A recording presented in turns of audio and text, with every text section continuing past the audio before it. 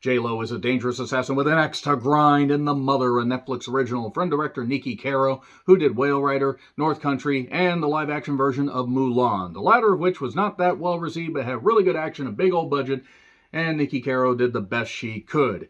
Whale Rider in North Country proved that she can helm something with, really good subject matter, even if it's a little bit familiar, and with good performances and smart direction, you can take things to new heights, and those movies were pretty good. And now we get The Mother, starring J-Lo, who sings as well as she acts as well as she sings. She's an assassin that nearly has her life ruined when, well, let's just say something really bad happens while she's pregnant, and then she has to go on the run. J-Lo has to go on the run.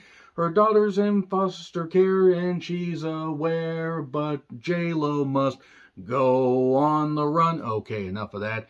Yeah, J-Lo, who's had like maybe 2 good roles in her entire career. I'll let you decide if that is in reference to anything she's done musically or movie-wise. Honestly, I don't really understand outside of maybe her looks why she really keeps getting work, because she's not a very good actress and she's an okay singer, I guess. She's not the worst, she's just not the best. Not to have a filmography that honestly spans like almost 30 goddamn years. Seriously.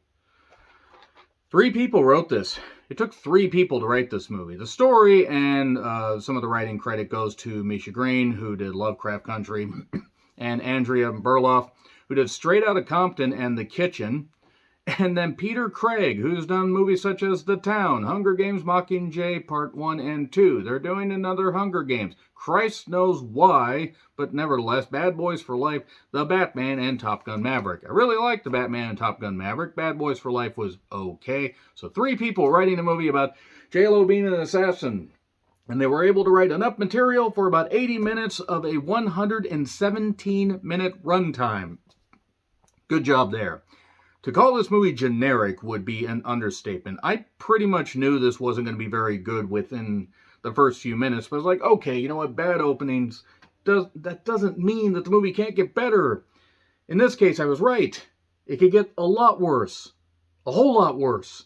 This is shockingly bland, generic, ugly looking. I mean, seriously, I know that streaming movies sometimes have this weird filter in the background and it looks all strange because they can only put so much money into these things and it just looks odd. And I thought it might have been my television. No, apparently some people have been making the same complaint.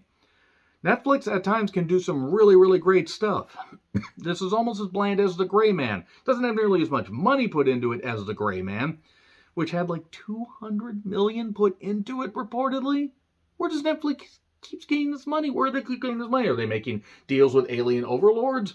Does J-Lo have pictures of any particular people on this crew and any other crews as to why she's getting roles? These are accusations I should not be making. Lucy Paez plays Zoe, who's the daughter. And then you have a few other people. The main villain is Joseph Fiennes, who plays Adrian. And after a certain accident, basically decides to seek revenge on J-Lo's The Mother. That's her name. That's the character listing on IMDb. So I'm just going to call her that. Yeah, that's pretty much it right there. We get her a deal, a negotiation or informant meeting goes wrong. People get shot up. You have Cruz, Omar Hardwick's character. He gets saved by J-Lo, and then they have a bit of a bond. He's put in charge of making sure that Zoe's safe after she's born. Adrian had even stabbed her in the stomach, and oh no, she's gonna die. No, the kid's fine. Obviously, the kid would be fine. Otherwise, we wouldn't have a movie about J-Lo as an assassin, a dangerous assassin, going after the people that are trying to kill her daughter. Yeah, and then we just get various action scenes, including one 5-minute chase scene in Cuba. Or at least, it was filmed in Spain, but I think, well, it was filmed somewhere that was close enough for rock and roll. The whole point is, that chase scene seemed to go on for goddamn ever. It was badly edited. This movie's horribly designed. It jumps around to 5 different locations within the first 25 minutes. What is this? The Location Olympics. And then we find out in Alaska she knows a guy named Johns, with one N, by the way, Paul Raci, or Rossi. I don't know how to say his name. I don't care. He's a guy that that she had known for a while, somebody that had been in the war with her, and then she explains her deal, and then everything, actiony, revenge, revenge, revenge. Animals are in the wilderness and all this, and a mother must learn to maybe not be so harsh, treat her child properly, and love her child, even though she was separated from her because she wanted to keep her safe, and then get her back to her foster mom that's her real mom, except she's her real mom, and all this and everything, and this movie sucks. This movie's terrible. How dare you? How dare you, Netflix? How dare you do this movie? Put out shit that's a little bit less generic and actually has effort into it. From the first few minutes, I'm like, oh God, they basically just said, hey, Nikki Carroll, we'll give you a good, screenplay to work with. You got this great idea? Fine. Direct this movie that basically is like if Eraser in the beginning was directed by a sea cucumber and written by an AI program that had several viruses in. This movie's terrible. I cannot believe how bad this is. And J-Lo, Jesus Christ, was she given Quaaludes before every single goddamn scene was filmed? This is horrible.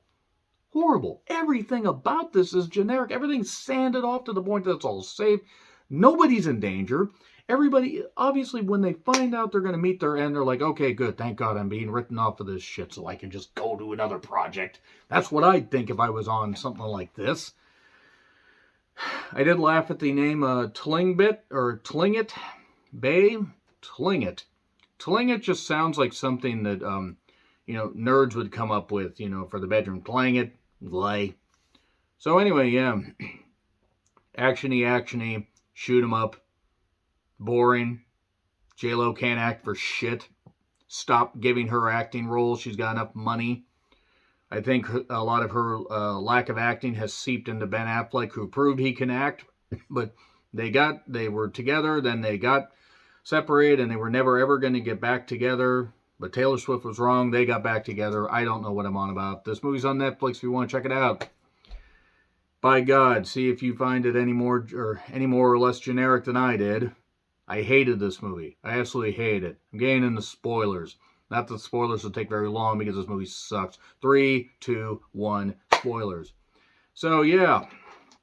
Basically, we go to 12 years later after this negotiation thing, goes tits up.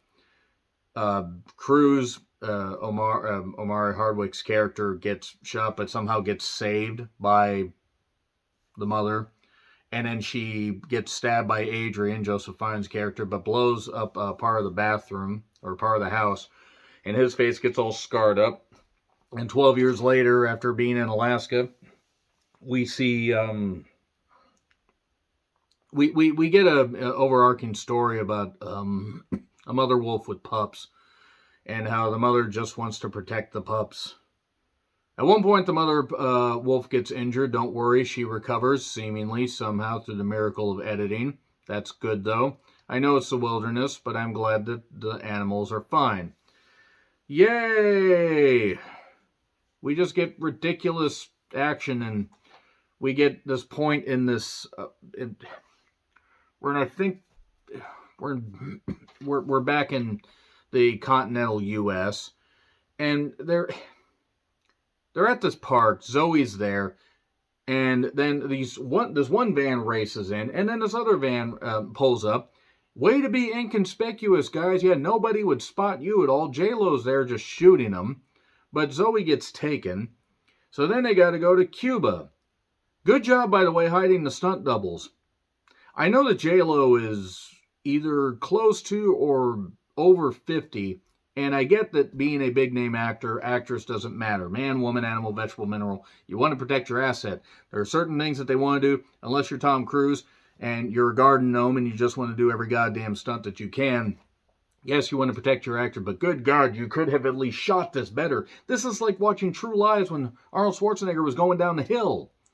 And, the Snow Hill in the beginning. And it was very obviously a stunt double. And they didn't even bother to shoot him better. And this wasn't the only time they did that. So, her and Cruz pose as a couple to go to Cuba. And then suddenly, after he gets stabbed, doing, in a bar somewhere. Because, well, why not? We have vicious people there that are bound and determined to kill both of them.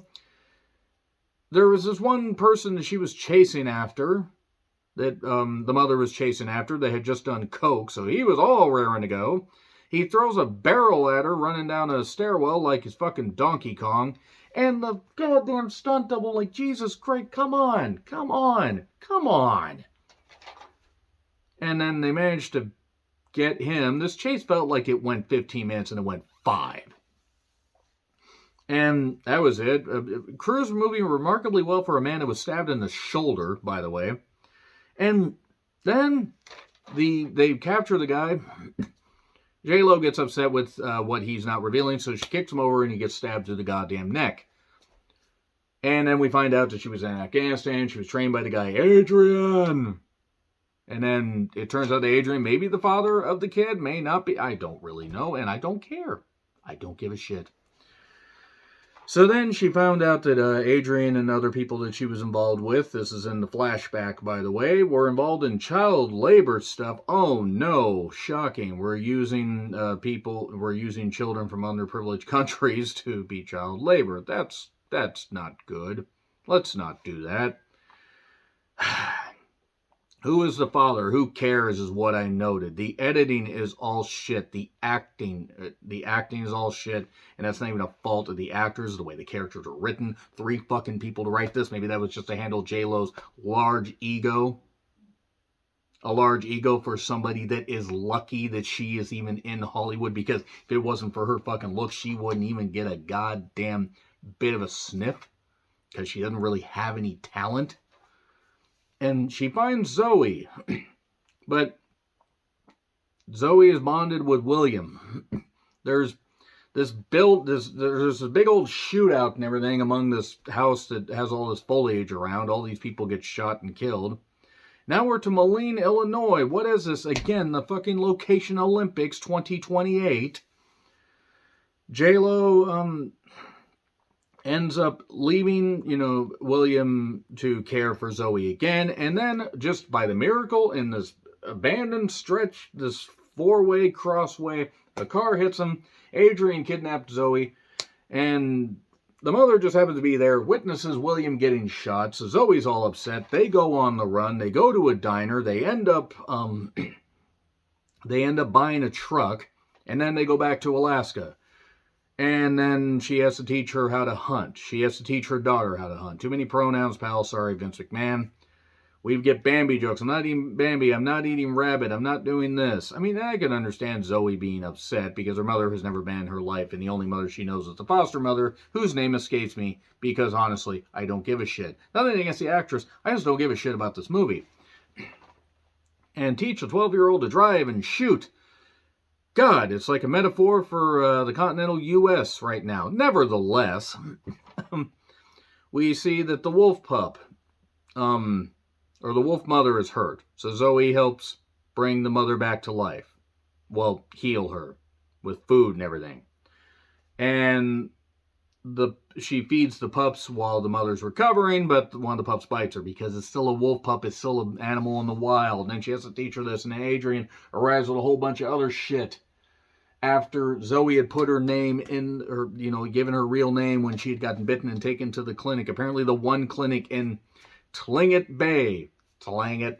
God, sounds like something that would be in the fucking Bible Belt or whatever, where you'd have a bunch of crackers and everything. And moving on from that, I am a cracker, I can say that. Adrian arrives with a whole bunch of people. Zoe must leave with this Johns guy. And she sees pictures, reads a letter, and it's all emotional. Love your mother. Oh. And now we get snowmobiles, because why not? Why not get snowmobiles? And then we get a big old shootout. We get landmines that were set earlier. We get a snowmobile that was set with a landmine to blow up just a random building. I assume the place they were staying in, I stopped carrying long before this. And Zoe is on this, sniper perch. And earlier she had remembered that her mother had used salt pellets to scare off the mother wolf, but not shoot her. And then there we go. So Zoe uses the same ones to shoot her mother with a shotgun. And then Adrian ends up kidnapping Zoe. And the mother's all hurt. has her shoulder, resets her shoulder, can't quite shoot properly, but then shoots Adrian, and Adrian dies in this vehicle. Just dies, almost seemingly off screen. What a way to end that villain, hero story. Then she gets Zoe, takes her back to her mother. She's keeping watch over her, and that's it. That's it. Fucking it. God damn it, how generic. This movie could have been accomplished in 90 minutes, and the only difference between that and 117 minutes is it would have been over a lot fucking sooner. F. Gets an F. It would have been fine if I hadn't seen this movie done 10,000 times before with better actors and, quite frankly, more effort put into the characters. I'm not saying the writers didn't try. I'm sure this is studio interference. Nikki Carroll's proven herself to be a better director, and my God, hopefully she gets some better projects. Going back to Whale Rider and North Country. You want to give her something with action, give her something to work with. Also, J-Lo sucks as a fucking actress. Anyway, agree, disagree with what I said, like, share, subscribe, Twitter handle in the description. F, by the way, just in case I didn't say it enough. I'm John Retlin. I'll see you soon.